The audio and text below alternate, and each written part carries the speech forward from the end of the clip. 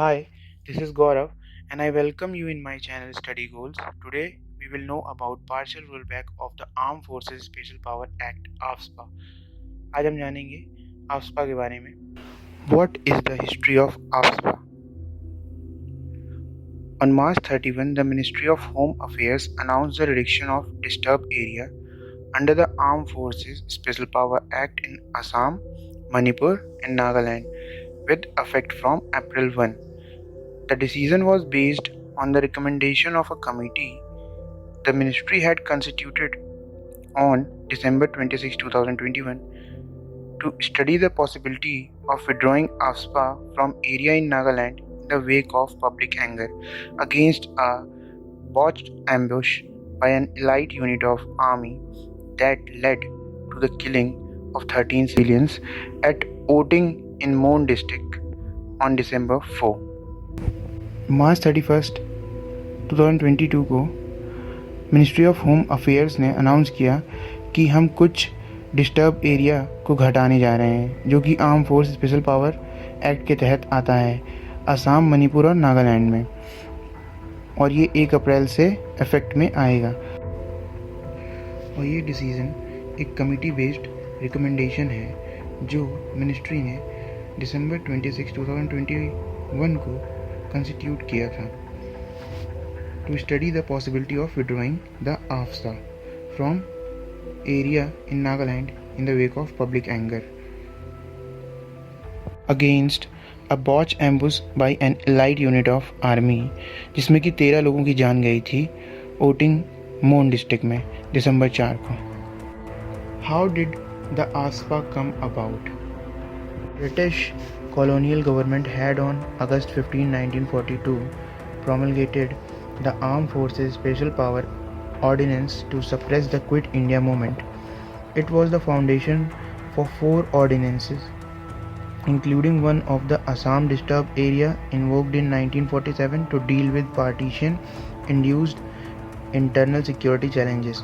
The Armed Forces Assam and Manipur Special Power Act 1958 followed the Assam Disturbed Area Act of 1955 to deal with the uprising in the Naga Hills and adjoining areas. The act was replaced by the AFSPA for wider application. A similar act specific to Jammu Kashmir was enacted in 1990.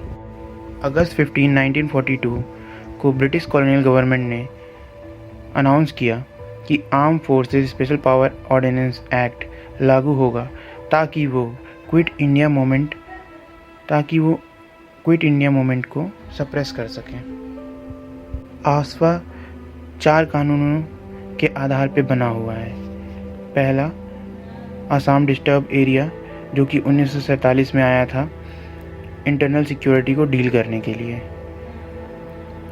दूसरा, the arm forces Assam और Manipur special power act जो कि 1958 में आया था।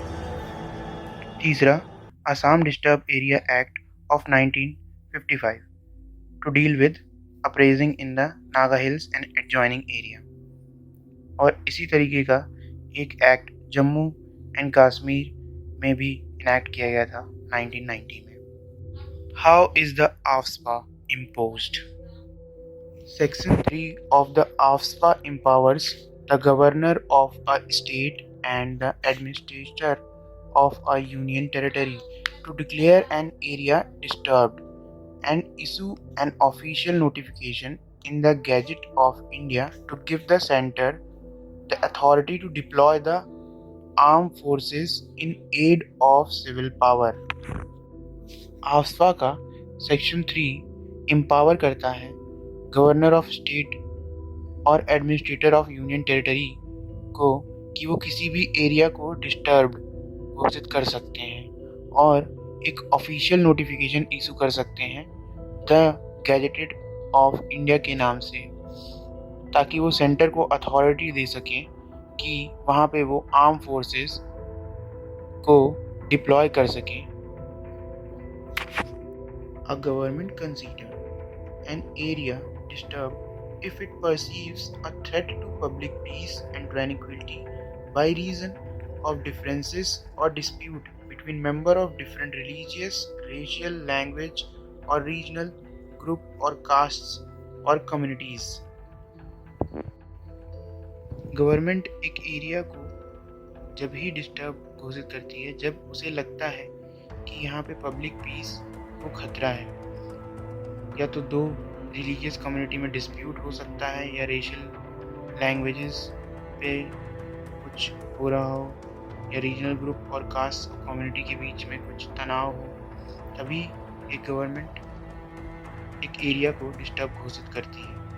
The act is said to give unbridled power to the armed forces and the central armed police forces.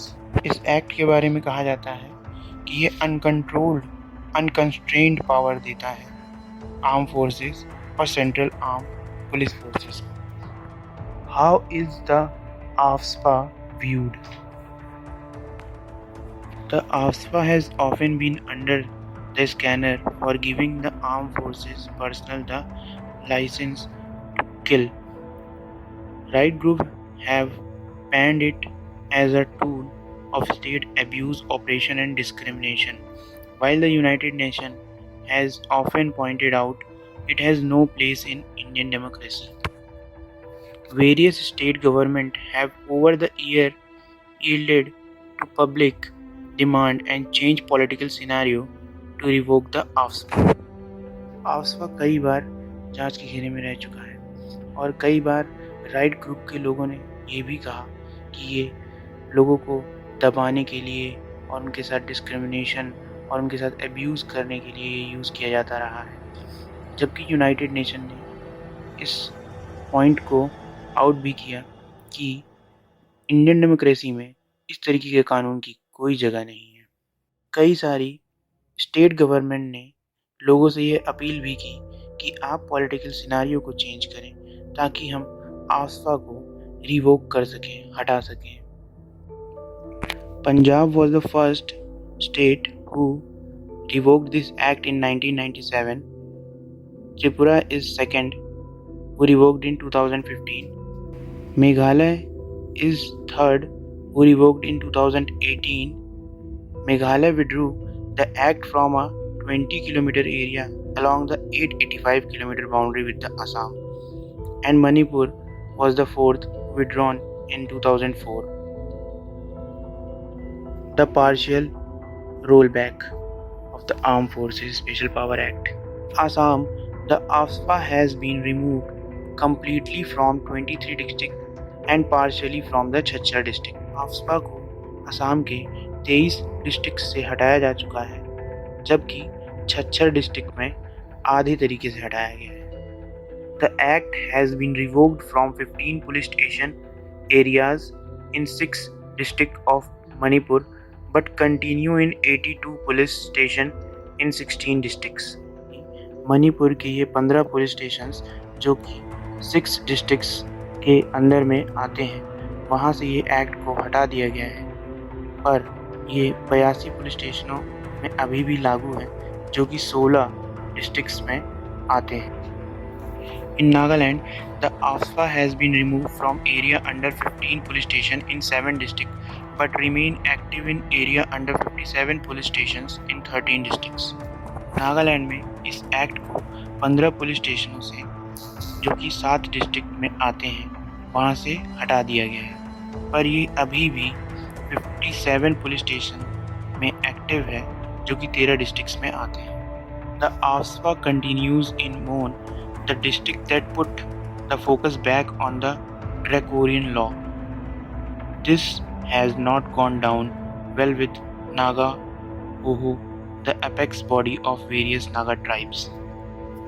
AFSPA अभी भी मोन डिस्ट्रिक्ट में एक्टिव है, जिस डिस्ट्रिक्ट से ये लॉ फिर से फोकस में आया था, जहाँ पे 13 लोगों की डेथ हुई थी। That is it for today. Thank you for listening. I hope you learned something. Stay connected for such infos.